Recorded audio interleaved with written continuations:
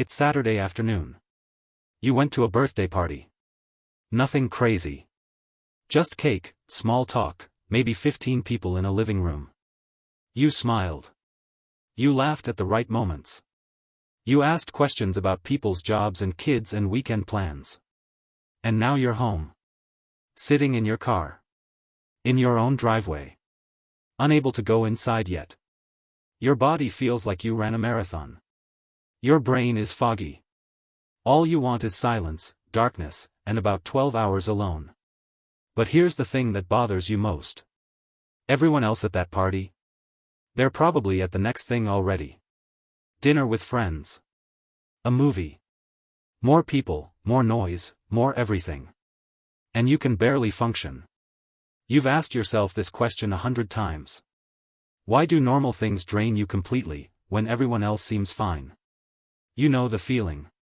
Grocery stores where the lights are too bright, the sounds are too loud, and by aisle 7 you're counting down the seconds until you can leave. Meetings that could have been emails, but instead you spent 2 hours reading every micro-expression in the room, tracking who's upset, who's lying, who needs something they're not saying. Phone calls that leave you staring at the wall for 20 minutes afterward, replaying every sentence. And the really painful part? Nobody gets it. They see you cancel plans and call you antisocial. They watch you leave early and assume you're boring. They notice you need recovery time and think you're weak. Just push through it. Stop being so sensitive. You're overthinking everything. You've heard all of it. Maybe you've even said it to yourself. The worst part isn't the exhaustion. It's the shame. The quiet belief that something is fundamentally wrong with you. That everyone else got the manual for existing in the world, and yours got lost in the mail. You've tried to be different. You've forced yourself to stay longer, talk more, feel less. And every single time, you paid for it. Days of recovery. Brain fog. A heaviness that doesn't lift. So you pull back. You protect yourself. And then you feel guilty about that too. But what if the problem was never you? What if everything you've been told about why this happens is completely wrong? Your brain works differently. Not worse. Not broken. Different. Dr. Elaine Aron has been studying this for over 30 years. She calls it sensory processing sensitivity. But that's a lot of syllables, so let's call it what it actually is. You're a depth processor. While most people's brains take in information like a phone camera, quick, efficient, good enough, your brain is running the equivalent of a professional film setup. Every input gets analyzed. Compared. Connected to memories, emotions, future possibilities. You're not just seeing the room.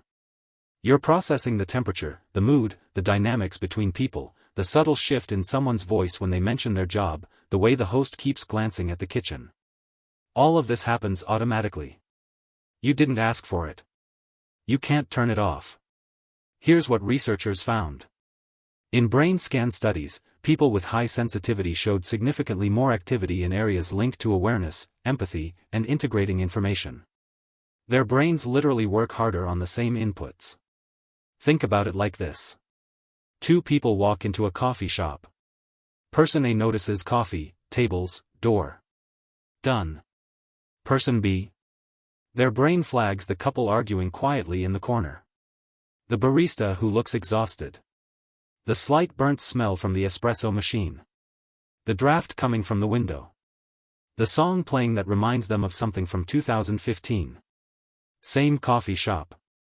Completely different experience. This isn't anxiety.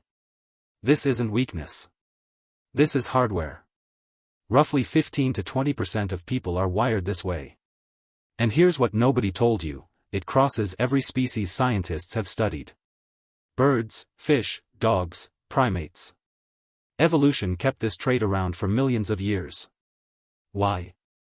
Because depth processors were essential. They were the ones who noticed the predator before anyone else. Who sensed the change in weather. Who read the subtle signals that something in the group was off. The tribe needed someone watching while everyone else was relaxed. But here's where it gets complicated. Your nervous system was designed for a quieter world. Firelight. Small groups. Long stretches of silence.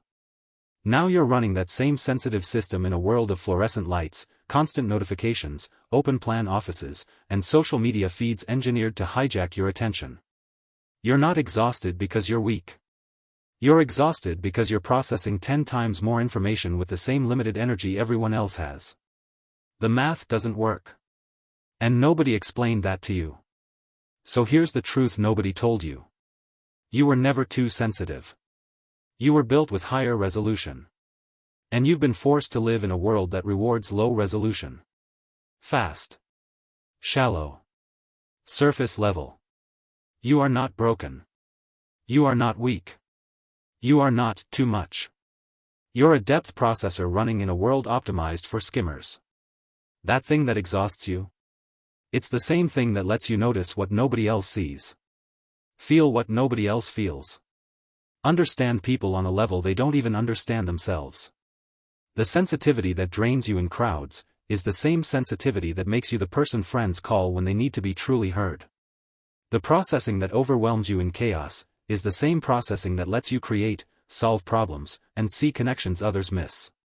You're not a broken version of a normal person. You're an advanced system in an environment that wasn't designed for you. 50,000 years ago, you would have been critical.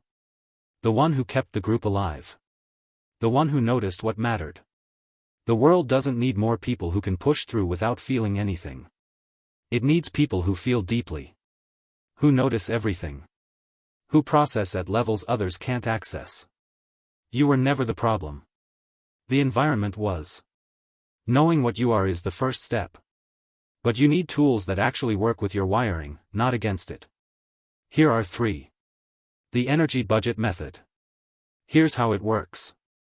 Every activity costs energy. Every recovery activity replenishes it. Your job is to start tracking the actual cost. Make a list of everything you do in a day. Next to each item, rate the energy cost from 1 to 5. Social events, meetings, errands, track them all. Then do the same for recovery. Alone time, nature, reading, silence, whatever actually refills you. Most depth processors discover they've been running a massive deficit for years. Spending 10, recovering 4. No wonder you're exhausted. Once you see the math, you can fix it. You can't manage what you don't measure. What you'll notice, within a week, you'll start making different choices. Not from guilt. From data. The buffer rule. Here's how it works. Never schedule high-cost activities back-to-back. Ever. Build buffers. If you have a big social event Saturday, Friday night and Sunday morning are protected. No exceptions. No quick coffee before. No just one more thing after. This isn't being antisocial. This is being strategic. Your brain needs transition time. Processing time. Integration time. Without buffers, every experience bleeds into the next, and you never fully recover.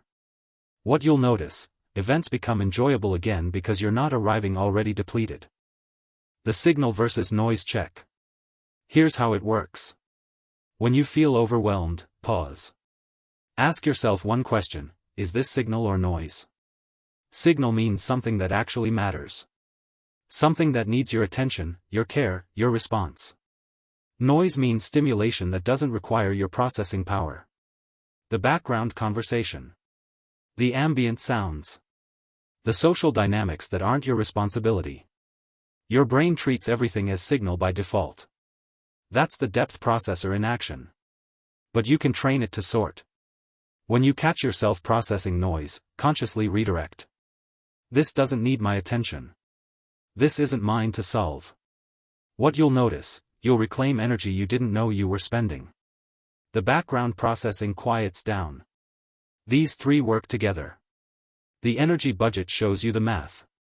The buffer rule prevents overspending.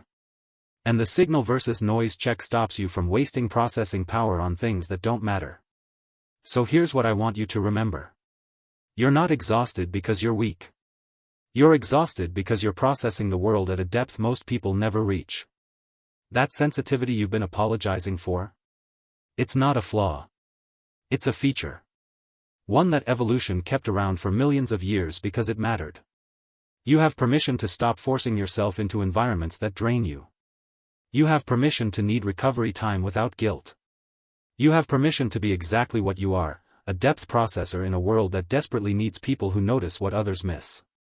I've put everything we covered, the energy budget method, the buffer rule, and the signal versus noise check, into a free guide. Links in the description. Take what works. Leave what doesn't. If you want to understand why social situations drain you specifically, even when you actually like people, watch this next. It explains the hidden cost of what researchers call social translation, and why crowds hit different for your brain. You were never too sensitive. You were just sensitive enough to notice what the world keeps missing. Stop apologizing for your wiring. Start building a life that actually fits.